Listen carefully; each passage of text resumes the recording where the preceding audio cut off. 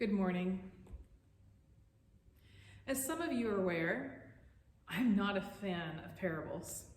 I normally have difficulty using the parables to their full possibilities. However, this week's gospel is different. After exegeting and digging deep within, the Spirit pointed out some important messages. The parable is about the kingdom of God and how it functions, comparing the scattering of seed and watching God's mysterious works to grow it. The kingdom of God is compared to the mustard seed. The mustard seed being the smallest of seeds and miraculously growing into a great shrub that can be a nest to birds. A small seed, just a small seed, that can grow into something larger, so large it can care for other creations. You can plant a seed, but you cannot make it grow. We can't make it grow. But how does the seed grow? In the first part of the gospel, the parable reflects that the harvester does not really know how the mystery takes place, but it does indicate that the harvester can be eager to help along the process. So we can help. We can't force it to grow.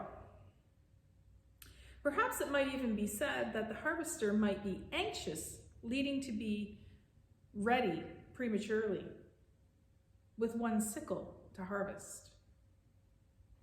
The harvester might be anxious, leading to them to be ready prematurely, with one sickle to harvest. Does a harvester nurture the seeds because one does not trust God's work? Do you take that sickle out too soon because you're just not too sure if God's work is working? Does the harvester act prematurely to pull up the harvest? What would happen in this case if the harvester was not anxious and just sat back to watch God's miraculous work come to fruition? Perhaps that seed would not be a stem of sorts, but turn into a lavish shrub. There is some suggestion that perhaps harvesters can be quick to harvest when they might benefit in waiting just a little bit longer. But why? Why do some harvesters not wait? Again, it is my thought that they are riddled with anxiety, anxious to pull up the fruits too soon. But there needs to be some balance in harvesting, as we know that the crops can spoil if not harvested just at that right time. So when is it the right time to harvest? When is it the right time to use that sickle?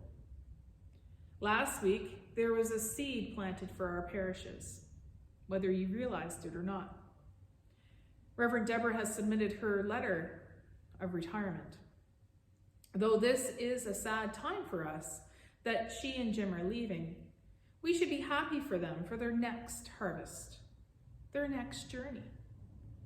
Part of their next harvest is your harvest, and you probably don't even realize it yet.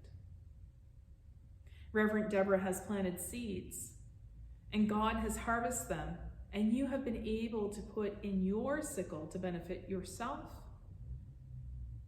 others, and the community, especially the community around you.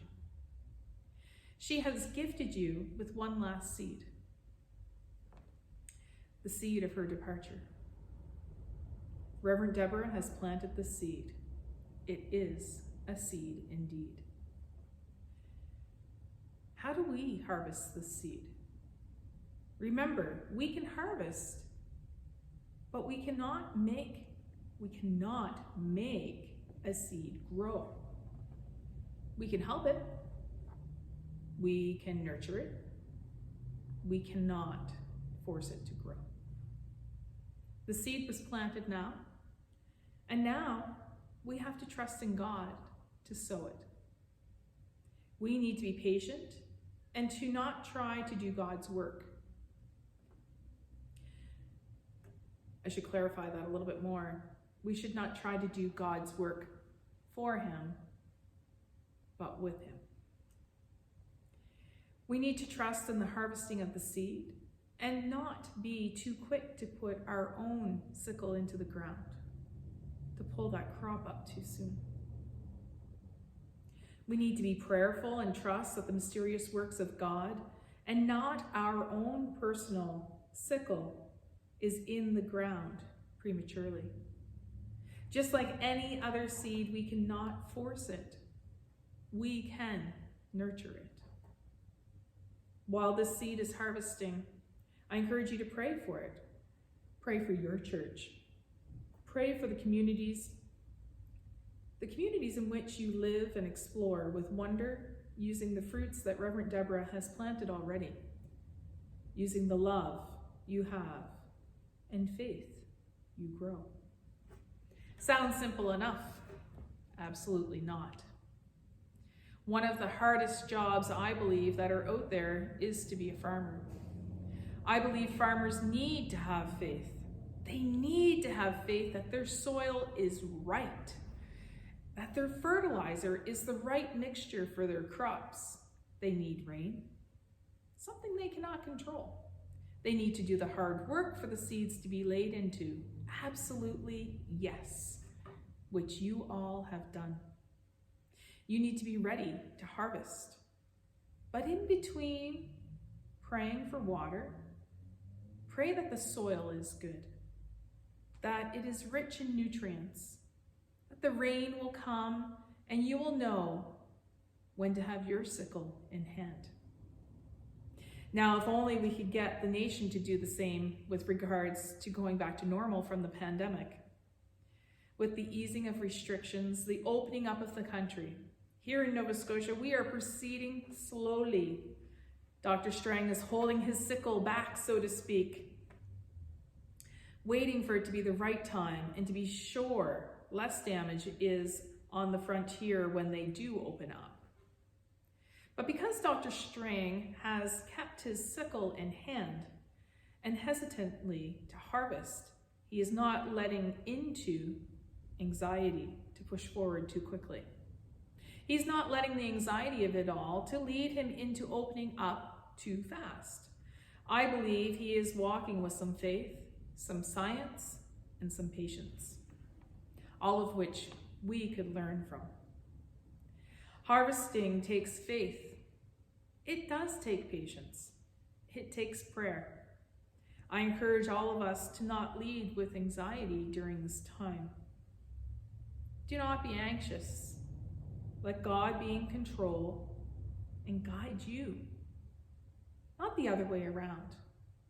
Let go of any anxieties you may have. As Paul says in his letter to Corinth, walk with faith, not by sight. Faith. This will lead you to walk without anxiousness, without anxiety, and without fear. Nurture your seeds. But remember, we are not in control of when and how the seed will grow. Leading with love means to lead with faith. Have faith for all the seeds in your ground, in your life, and around you. Have faith in the kingdom, the one true seed deeply rooted in our ground.